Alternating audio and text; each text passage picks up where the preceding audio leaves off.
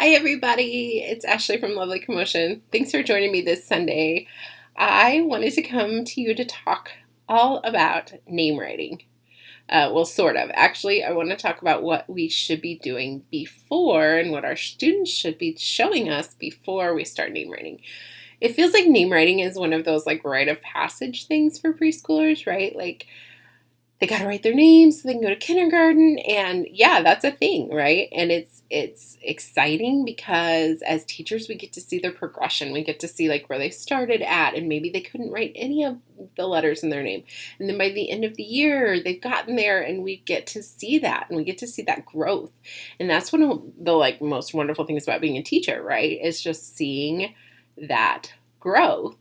And sometimes that excitement and that knowing that we really need to work on this and get these kiddos ready for that makes us jump in with both feet, right? Like, how are we going to do this? There's so many great ways, and Pinterest has so many great ideas of how you can teach them how to write their name. And so you just jump in, and we forget that there are some foundational skills. Writing is progressional, right? Just like reading. We wouldn't expect our kiddos to just jump right in and read. There's some things we have to lay before that happens. So I'm encouraging you today to take like a little hot second and wait and see if your kiddos are ready. So pretend with me for a minute that you, for a whole day, have to use one of those like crazy ginormous pencils that you used to get at the carnival. Does anybody remember those? Like they have that, like they're like this big around, right? And they have an eraser and they have their own pencil sharpener, because like what other pencil sharpener is this ginormous thing gonna fit in anyway? And then they're like this long, they're ginormous, right? And so let's pretend like it is like a day where you are learning. You're having to write a lot down. Maybe it's a PD day. Let's say that you've got like a lot of observations to take, things like that. So you're using the pencil a lot, right? And you're having to pick that one up to write anything that you want to write. And so after a while, oh, hold on just a second. My puppy is being crazy. Say hi, Gabby. Okay, Gabby loves to help me work. So you have this ginormous pencil, and you're having to write with it, right? And you're having to erase with it, which is a whole nother ballgame. And after a while, what do you think is going to start happening to your arm? I mean, this pencil is too big. It's bulky. It's heavier, right?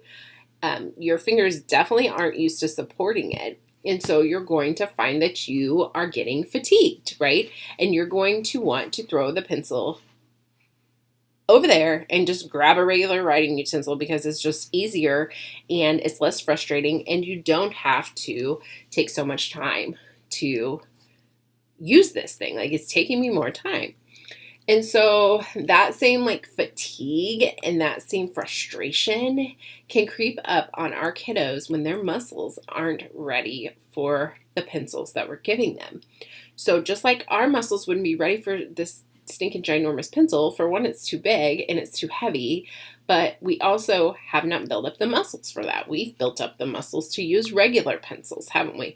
And so all those muscles in our hands and in our arms and even in our shoulders, we have those built up to write for long extended periods of time. Our children may not necessarily have that, right? And so we have to make sure that they've got these foundational skills before we just jump in and go, okay, you've got to learn how to write this. Because if they don't have the foundational skills and we're asking them to trace or to copy or anything like that, it may become super frustrating. And if their muscles aren't built up, it may become very tiring, right? And then, of course, if something's hard and something makes us uncomfortable, we don't want to do it again. And that's not what we want for our kiddos for writing. So what's a teacher to do, right? Like we want to make sure that they're ready. We want to make sure that they are on the right path and that we eventually will get this whole writing thing done. So I decided for myself mainly to make my own kind of like a roadmap to writing, name writing, handwriting, any kind of formal handwriting, because I really just wanted I wanted me to go through all the steps and make sure that kiddo was ready before I was ever asking something of them that I maybe shouldn't be asking of them. And so I kind of created myself a roadmap to name writing. And so I have committed myself to making sure that every one of my students can do the things on this roadmap before I even teach them to name write. And some of it has to do with fine motor, and some of it just has to do with pre-name writing and things like that. But it looks like this, and so it's got a fine motor skills section, a pre-name writing skills section, skills that I need to explicitly teach, and then also then once we get into the name writing. So I kind of wanted to go over this with you because I found it helpful. So I put one of these in each child's folder, and I found it helpful because it makes me not assume that they can do these things, because sometimes from a surface level, we're like, oh, they're probably good to go. And then I do some of these things and I realize, well, they're not, they need more time building up their fine motor muscles. And so then I can create a small group of children who need fine motor work, and we work on heavy fine motor stuff, right? But I won't know that unless I take the time to observe some of these things. So the very first thing that is on the fine motor skills checklist is crossing the midline. And so basically what I have them do is just see if they can take their right hand and cross it over to their left foot, and I show them how, and maybe even the other way as well, and seeing if they can cross that midline. And we've been hearing about this a lot lately in early childhood, and so I kind of wanted to go into the reasoning behind crossing the midline. But if you think about it, we want our two hemispheres of our brain to be able to communicate to each other. And so to do that, we need to be able to cross signals, right? And so we want to see if they can reach over. Will they use their right hand to reach? Like if the salt and pepper shakers I'm right-handed. So if the salt and pepper shakers are on the left, I'm going to reach with my right because that's my dominant hand, right? I'm crossing my midline, and the midline is basically like down your face and splitting your body in two, right? We want those to be able to communicate to each other. And if you think about it, we generally, we start writing on a piece of paper on the left and we move to the right. And so they're going to have to cross the midline when they are working on writing. And so this is an important skill. Also, we have to cross the midline when we make certain shapes, certain letters. A T, we've got the straight, but then we've got to cross that midline to make the top. X's, same type of thing, right? And so I don't generally see this as too big of an issue. I have not found, but one student that we have had in another class that definitely would write with one hand, switch in the middle, and write with the left. So it's not something I see a whole lot, but I want to make sure that there's not an issue there, because if there is, we're just going to practice crossing our midline more. And we do that a lot anyway as a class, but I would definitely make sure to work with that child on that skill if I saw that was something they needed help with. And so the next thing under fine motor is hand division. And so this is can I use just these three fingers? Because these three fingers are going to help me when I'm doing my dynamic tripod grasp, right? Like your traditional grasping. So can I just single out these fingers? Can I single out any fingers, right? When our children are really young, especially even our 2s and 3s, they're going to hold their little pencil with their fist, right? That's just the progression of the skills. And then we want them to start opening up those fingers and being able to use them more singularly. So hand division. So one thing I like to do with hand division is see if they can, I'll put small objects. So I don't know if you see that, little tiny puffballs. And I want them to use their alligator to pick up the puffball. Yum, yum, yum. and then place the puffball maybe in like just like a cup or something, something easy, but using just these fingers. And so the smaller items that you get, the more they aren't going to be able to whole hand them. And so just putting, having them use sequins, because those are hard to get off the table and they're really having to use those fine motor skills to do that.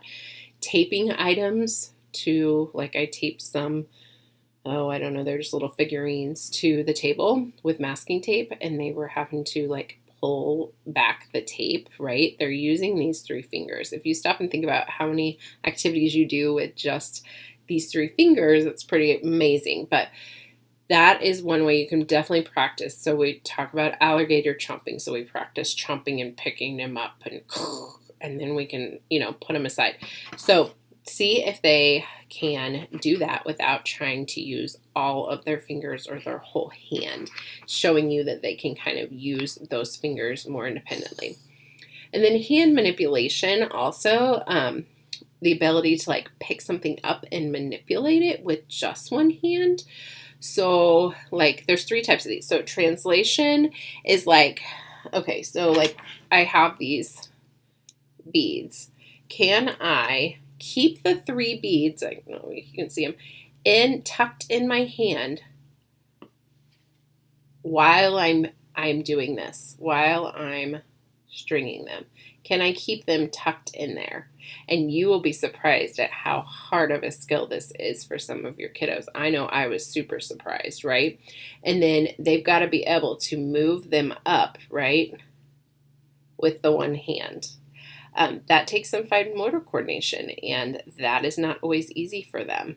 And so that is a great one. So I'll have them open their hand, and I will put 3 in there, and I'll say, close them up tight. Okay, now try to string them on, but don't use your other hand. Just use your other hand to hold this.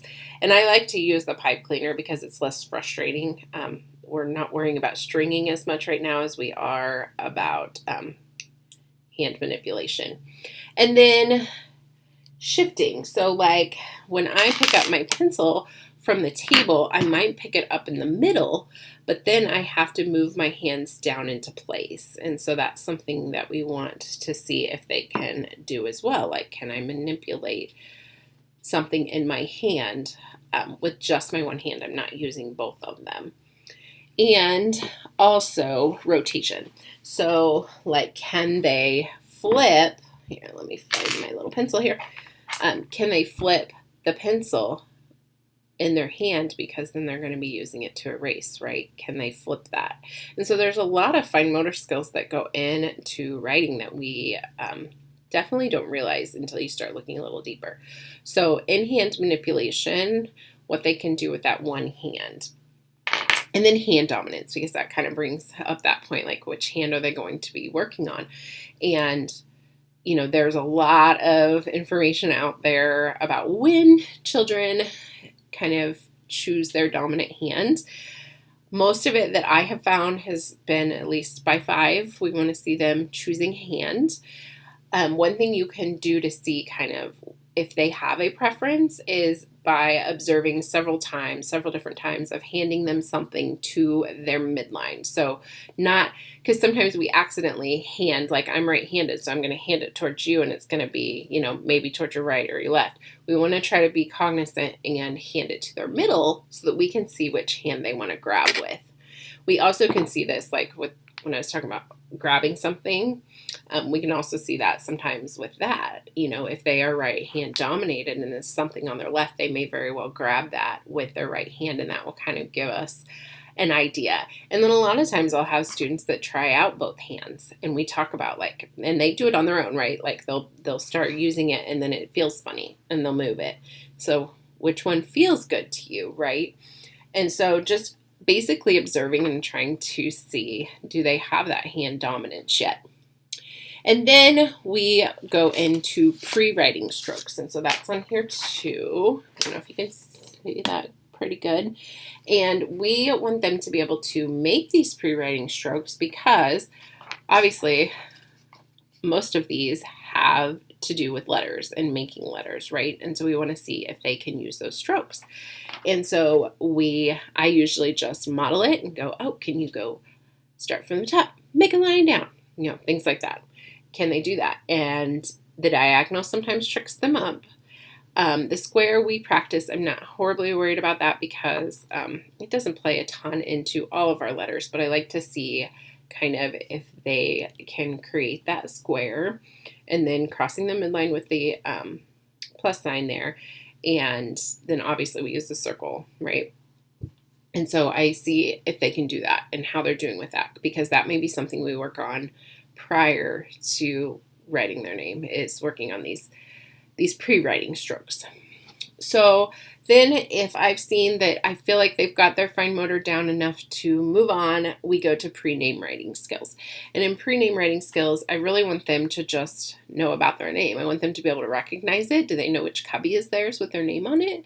That's important. I want them to be able to orally spell it, because then when we're working on their letters and writing them, they'll at least know the names of the letters or start to pick up on them.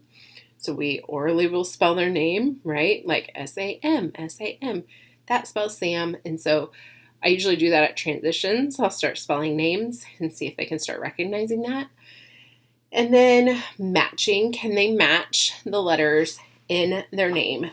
So, drop the dog. Most of the time I'll have like their name strip and I'll have their name written on there. And then I'll have little cards that they can match to it, right? The exact same letter, but I want to see if they can match the letters up. So they start understanding that this is my name and that there's different letters that make up my name into my whole name. And also that it goes in an order, right? And we say S-A-M. So we start recognizing those letters. And then we can start constructing it. So this is where they are given all the letters to their name, and then I give them their name written out, and I want to see if they can construct it on their own, right? And you'll start to see if you're seeing them putting it upside down or things like that, and so maybe you want to practice that more if they aren't seeing the directionality of the letters, things like that. So we go into those pre-writing name skills because we want them to know what their name is. It's made up of letters, right? It goes in an order. It means me. We want them to know all those things before we just jump in. And so then it moves into skills to teach. And so this is where I feel like I definitely have to take the time to teach them a grasp if they don't already have one, because sometimes we get our kiddos and they have already been using a writing utensil forever, right? It feels like. And so they're already raring to go. And it was very natural to them, and they did not need a lot of assistance in developing that. But we do have other students who just aren't sure how to hold the thing, right? It's new, it's different. They've always held it like this. Is there a different way? And if you teach them and show them, then that may make sense to them. And so if you haven't checked out Marian Gibbs, right out of the box, like writing, she has some great information on there about teaching them about the sleeping fingers and the busy fingers. And so she gives like the sleeping fingers a pillow, and she has this cute little rhyme and everything. But like the sleeping fingers have a pillow to try to keep them down so that they're not wanting to write with all their fingers on top, right? Kind of that hand division thing. And so they sleep down here, and then these are their busy fingers. And we always like to chomp like alligators and chomp down on our pencil. And so teaching them that type of grasp. And with the research I've done, I feel confident in letting my kids choose a grasp that works for them as long as it's functional. And so this would be the tripod grasp, where you're just using the 3 fingers. And then there's also a quadrupod grasp where they've added this 4th ring finger in. And if it's functional and they can use it, that's up to them. And then there's also the adapted tripod, which is it's a tripod, but instead of the pencil resting in between the thumb and the pointer, it rests in between the pointer and the middle. And I've actually seen this quite a bit, and I can actually write like this too. So as long as it is not it's not creating stress for them. I don't demand that it be a certain way. I mean, we're all made a little bit differently, and all things feel different, a little bit more comfortable. But, I obviously don't want them writing like this, because this is not going to hold up very well for a while, right? They're not going to be able to write correctly. It's not going to be legible, and they're going to get really frustrated. So I like to try to teach them that. I also teach them top to bottom. If you have Handwriting Without Tears, their songs are awesome. They've got the Where Do We Start the Letters at the top, top, top. That song's pretty fun. And so I'll start singing that. We always start our letters at the top, because I've had a lot of kiddos coming in that straight up from the bottom, because they're either self-taught or someone else has worked with them. So we like to work on that. And then we like to work on left to right. And so a lot of times, just even doing the racing lines from like start at the green circle and race down to the red, and working on left to right, right? And that's just a developing skill, obviously. It takes a while to develop that skill, but it's a great proofreading skill too. And then paper stability. So holding that other hand, using the other hand, because he's not just willy-nilly anywhere. He's on the paper helping us. He's like our helper hand, right? And so he's helping us. So I teach them those things before I expect them to just kind of pick them up. I really want to be explicit and make sure that I explained it so that they don't get frustrated. And then we finally go into name writing. And so first I have them trace their first letter of their first name. So we just focus on that first letter first. And then we move into tracing the their whole first name. And then they see if they can write the first letter of their name and then write their whole first name. So tracing, obviously, first. And something I like to do with tracing is I like to use just like a yellow marker, and I will just write that. Instead of using the dot-to-dot lines, I found my students, even in first grade, were going like dot, dot, dot, dot. It was very jagged, and it just wasn't fluid. And so I like writing it with the yellow, because then they can see where their pencil mark is, right?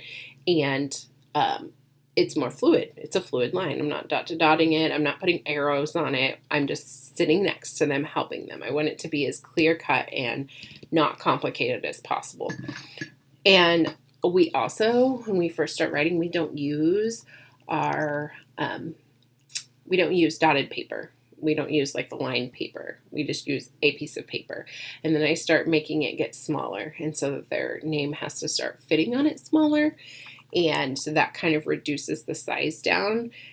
And then we might go into kind of like where the letters are in position to themselves, like the tall letters, the letters below the line, things like that. But first, it's very much on a blank piece of paper. So that's kind of that. Oh, there was one more activity I wanted to show you too that they might find fun for the hand division, or the in-hand manipulation, more in-hand manipulation, is bringing in a piggy bank and giving them coins and having them tuck those coins in those sleeping fingers, right? And then moving them to the front to drop them in. And then this is, now they're working on hand division because they've got this coin in their hand to put it in the slot. So that's another fun one too that they can do. And I mean, who doesn't love putting money in a piggy bank, right? Also, I wanted to show you these pencils. We use golf pencils because when you go back to the analogy of adults using giant pencils, obviously little hands are not as big as ours, so our pencils are very giant to them. And so we always like to use these short little golf pencils or crayons broken in half. Now they have like the littler markers, which is awesome. I absolutely love that. For a while they didn't have that. Like the Pip Squeaks have that from Crayola, I think. Super helpful. I even at Target found, I didn't bring any home, but they're in my writing center, I found little gel pens. They were just like short little, I'm loving all the like reduced size because it takes some of that weight off of them. It doesn't make it feel so bulky. And then these are from Handwriting Without Tears, but I love them because they have erasers on them, and they are just fascinated with erasers. And so we use these too, but I pretty much only use these little pencils because it just fits their hands better and they can really get their grasp on them. So I think that's all I had to share with you, but I did want to tell you that you can grab this. This is in my Teachers Pay Teachers store for free. So you can feel free to go on over there and snag this and add it to part of your kind of assessment and see if your kiddos are ready to write their name or not, or if there's maybe some more fine motor skills that you want to practice. So I'm hoping that was helpful, gave you some new ideas and maybe some thoughts to ponder and some information for you there too. So I'll put the link in the description for you. You can pop on over to my store and grab that out of there for free. And I hope it's helpful. Let me know if you do these things too, or if this is maybe a new idea for you. Whichever way, let me know how it goes. Okay, guys? All right. See you guys. Bye.